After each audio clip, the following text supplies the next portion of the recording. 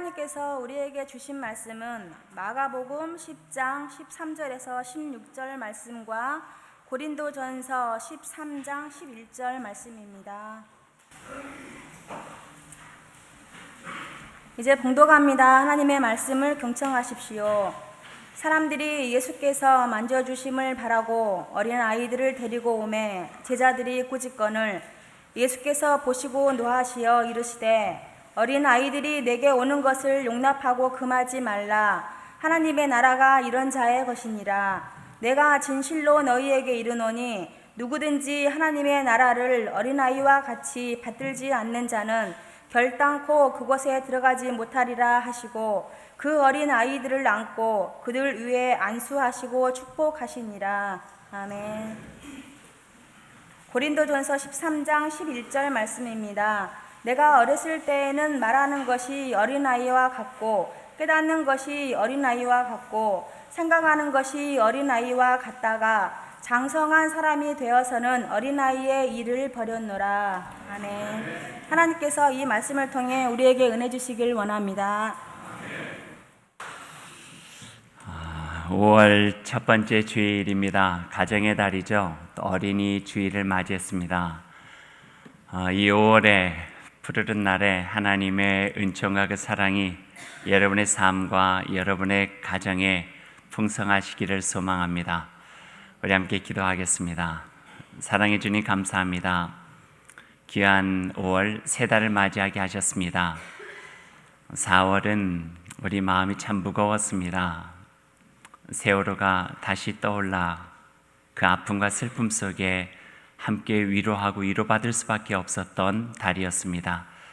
이제 하나님 또 새 달을 주셨습니다. 여전한 슬픔이 우리 가운데 있지만 우리를 복되게 하시고 새롭게 하시고 또 활기차게 하시고 하나님의 은혜로 또 주님을 바라보게 하시는 그 사랑과 은총으로 새 힘과 용기를 가지고 시작할 수 있도록 인도하여 주옵소서. 가정을 살피고 돌보게 하시고 우리 가정을 그토록 사랑하신 하나님의 은혜로 가족들의 마음 구석구석을 헤아리며 다시 한번 새롭게 되어지고 회복되는 귀한 달이 될 수 있도록 주님께서 인도하여 주옵소서. 이제 주님의 말씀을 듣겠습니다. 들려주시는 그 말씀으로 우리의 마음이 더욱 넓어지게 하시고 그 말씀으로 인하여 하나님의 뜻을 더 깊이 깨달아 할 수 있는 귀한 시간이 될 수 있도록 주님 함께하여 주옵소서. 예수님의 이름으로 기도하옵나이다. 아멘. 어린이 주일에 우리 어린아이들은 오후에 다 놀러 갑니다. 그래서 어린이가 없는 어린이 주일을 우리가 지내게 돼요. 그러면서 오늘 말씀 어떤 말씀 나눌까 생각하다가요, 어린이 주일에 많이 애용되고 있는 말씀 그 부분을 조금 더 깊게 나누면 좋겠다 하는 생각을 가져보았습니다. 왜냐하면 우리가 눈으로 읽는 것 이상의 깊고 또 의미가 바로 이 말씀 속에 담겨져 있기 때문에 그렇습니다. 오늘 말씀을 준비하면서요, 지난 한 주간 동안에 그 찬송을 몇 개 불러봤어요. 우리 성인 찬송 말고요, 어릴 적 여러분 주일학교 다닐 적에 불렀던 찬송들이 있는데 기억하시는지 모르겠어요. 조그만 초록색 커버로 되어져 있는 작은 어린이 찬송가였는데 그 주일학교를 다니신 분들은 아마 제가 이렇게 가사를 읽어드리고 불러드리면은 기억이 새록새록 날 것 같아요. 예를 들어 이런 가사예요. 꽃가지에 내리는 가는 빗소리, 가만히 기울이고 들어보세요. 너희들도 이 꽃처럼 마음이 고하라. 너희들도 이 꽃처럼 마음이 고하라. 아세요? 이 찬송 기억나세요? 반주 한번 해봐주세요. 같이 부르실 수 있으면 같이 불러주세요. 앞에 띄어져 있으니까요. 여러분 지금 이제 어린이입니다. 동심의 세계로 돌아가 보는 거예요. 꽃가지에 내리는 가는 빗소리, 가만히 기울이고 들어보세요.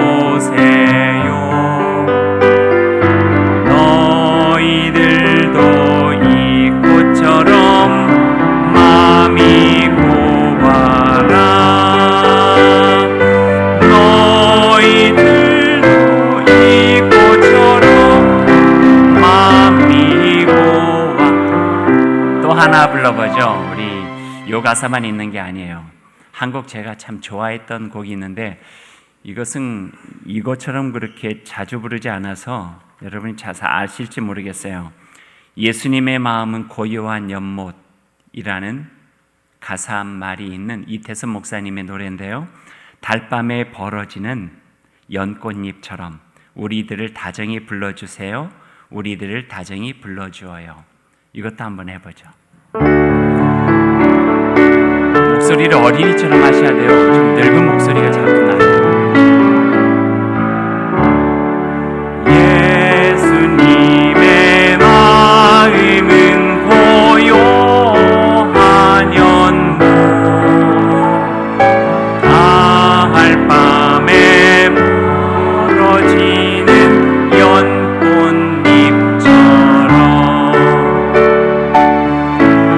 우리들을 다정 불러주어요.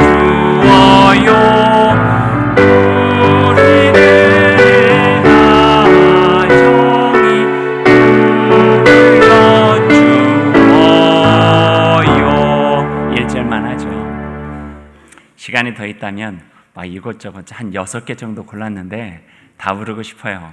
하지만 오늘은 조금 참죠.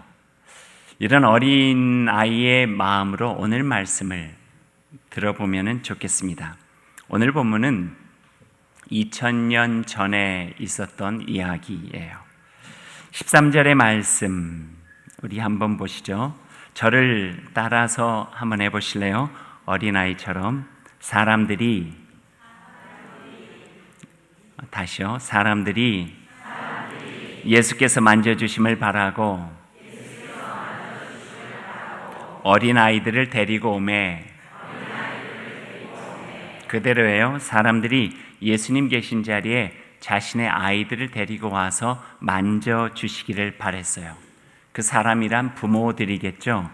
그 당시에 만져준다고 하는 의미는 뭐냐면요, blessing이에요. 축복이에요.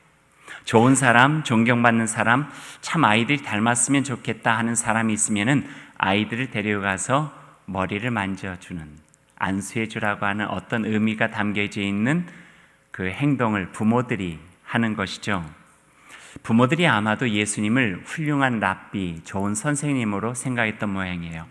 또 듣고 본 것이 있잖아요. 예수님이 그 손으로 병에 걸린 자를 만지면 병이 나았어요. 눈먼 자를 만지면 눈이 떠졌고요.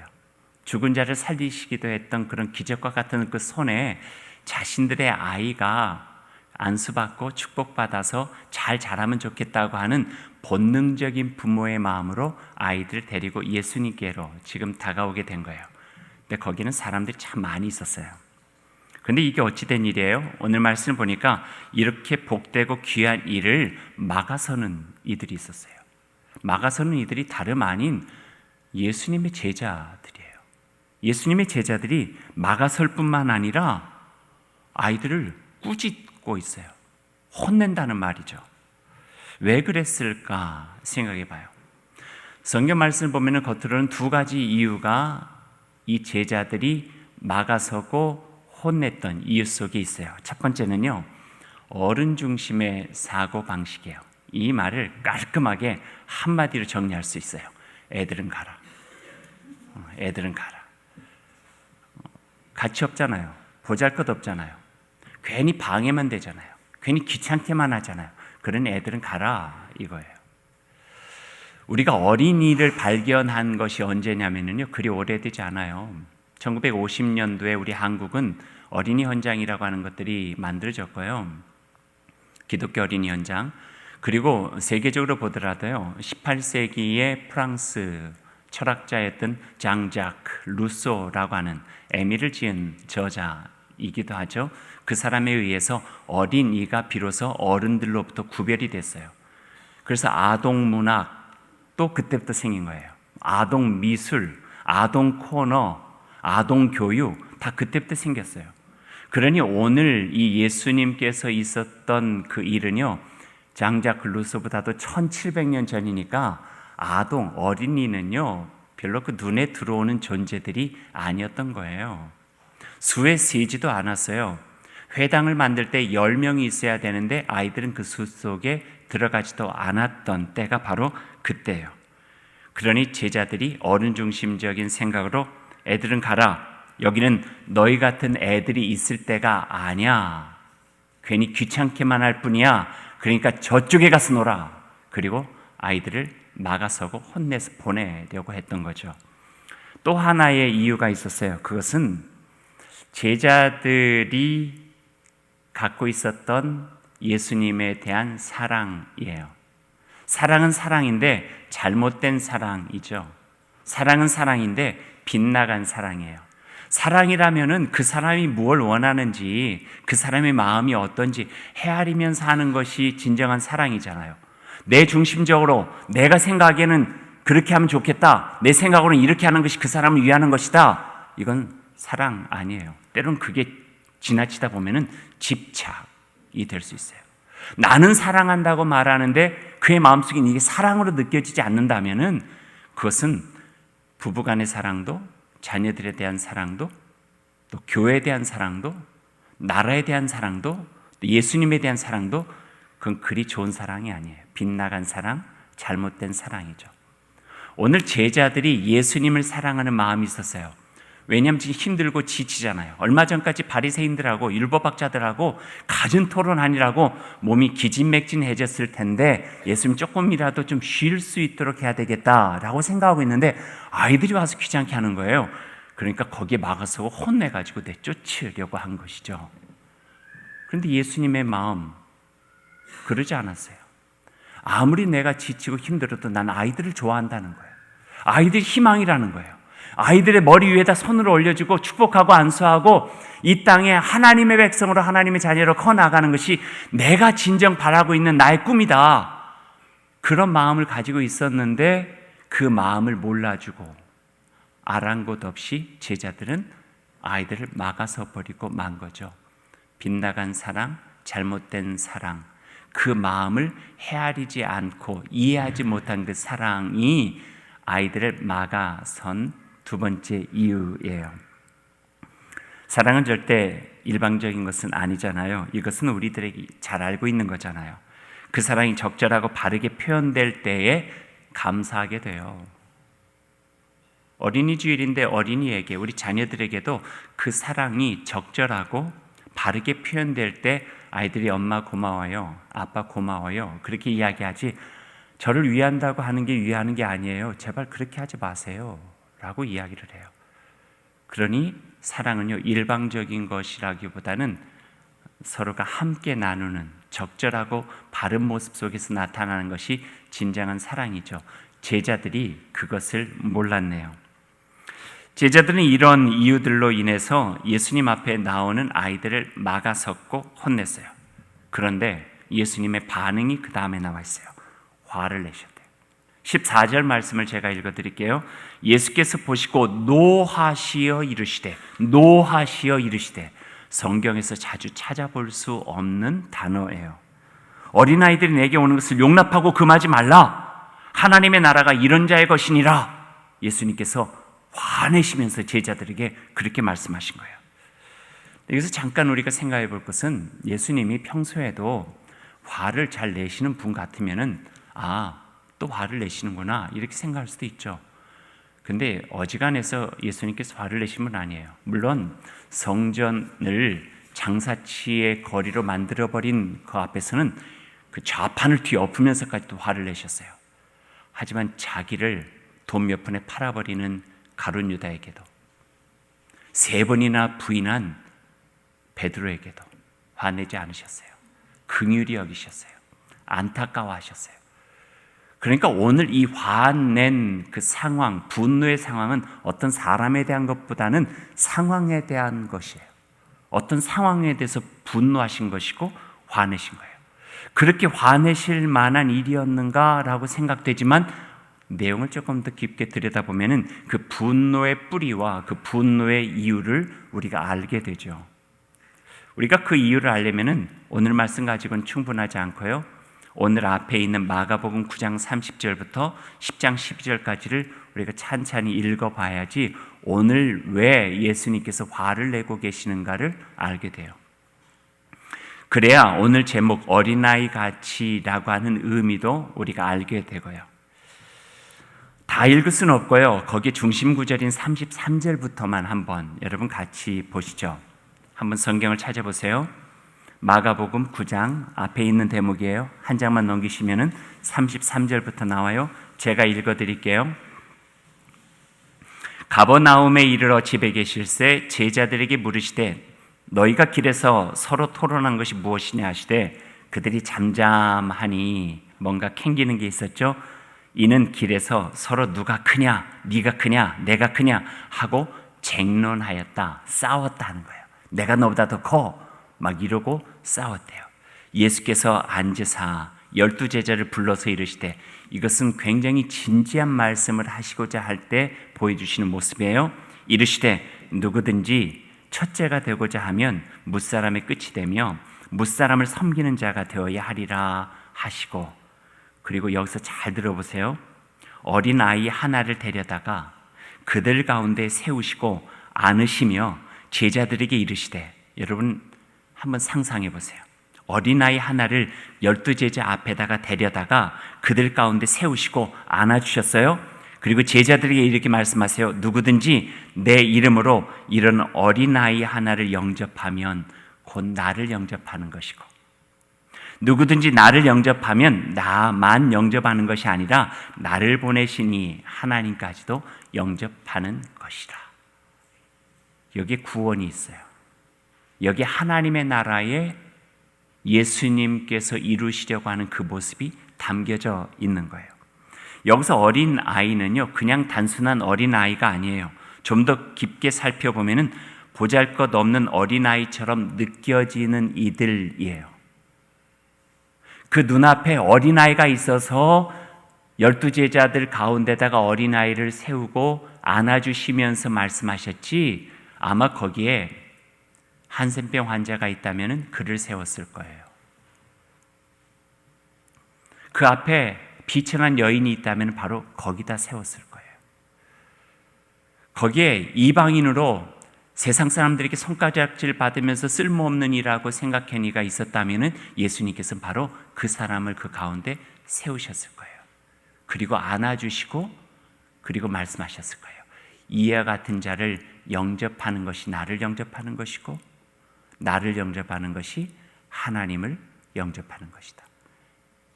그러니까 어린아이에 초점이 있는 것이 아니라 어린아이와 같은 예수님의 말씀에 초점이 있었던 거죠. 그때 그 당시에 이스라엘의 전통 또 유대 율법을 보면은요, 지금 제가 말씀드린 몇몇 종류의 사람들은 성전에 들어가는 것이 허락되지 않은 사람들이에요. 잘 들어보세요. 성전은 하나님의 나라예요. 지금 우리하고 달라요. 2000년 전에 성전을 들어간다고 하는 것은요, 하나님의 나라를 들어간다고 하는 거예요. 하나님이 그 안에 계시거든요. 그래서 요즘도 그 생각을 가지고 있는 이스라엘의 시오니즘은요, 예루살렘 성전 앞에다가요 엄청 비싼 돈을 주고 땅을 마련해가지고 자기 무덤을 거기에다 다 했어요. 성전 앞에 무덤들이 다 있는 거예요. 왜냐하면 하나님의 나라 천국의 문이 열리면은 무덤에서 나와가지고 자기가 제일 먼저 들어가고 싶어가지고.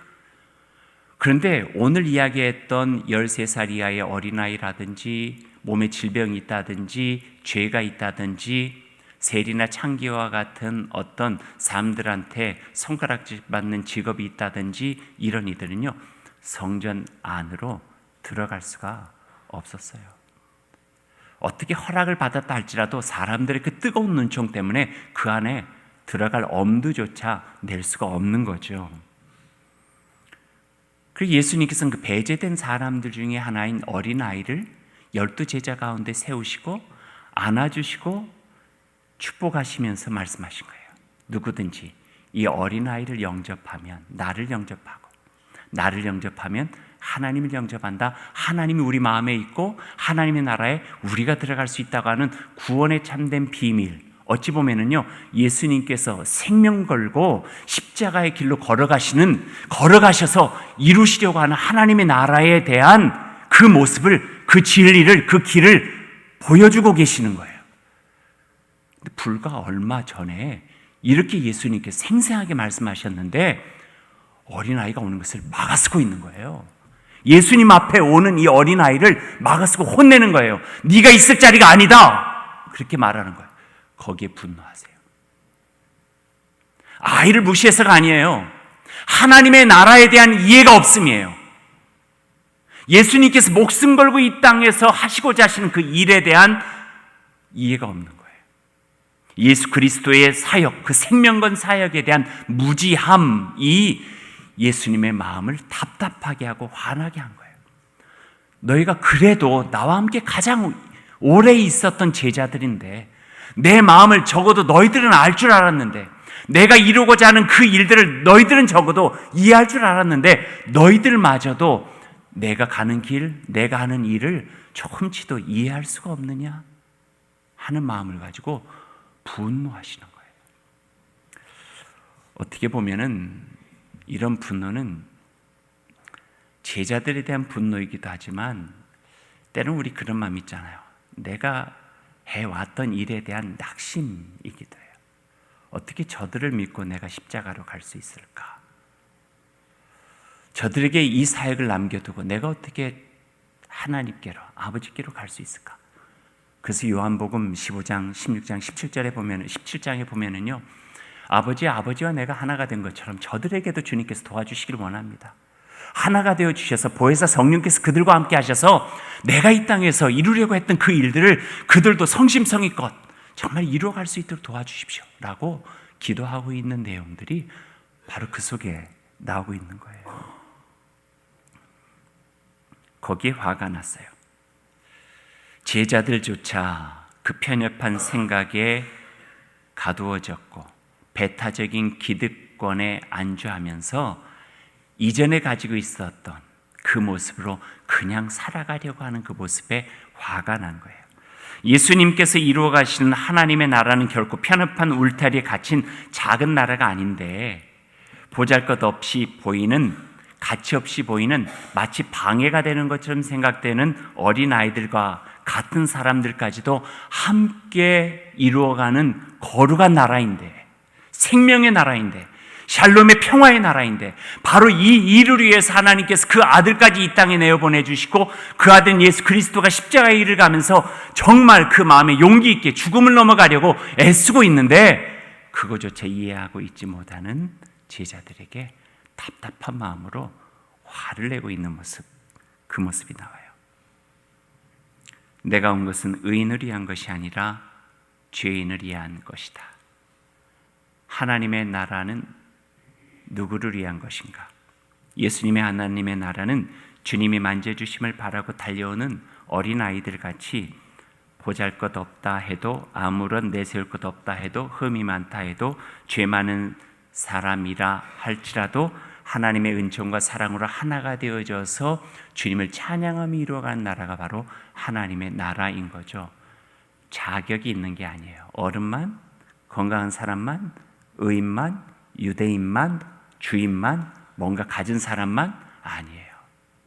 주님 예수 그리스도 십자가의 사랑이 미치지 못하는 곳이 없기 때문에 모든 이들까지도 함께 이루어갈 수 있는 것이 바로 하나님의 나라예요. 거기에 어린아이 같은 이들까지도 하나가 되어지는 나라에 말씀 속에 있는 비밀이 담겨져 있죠.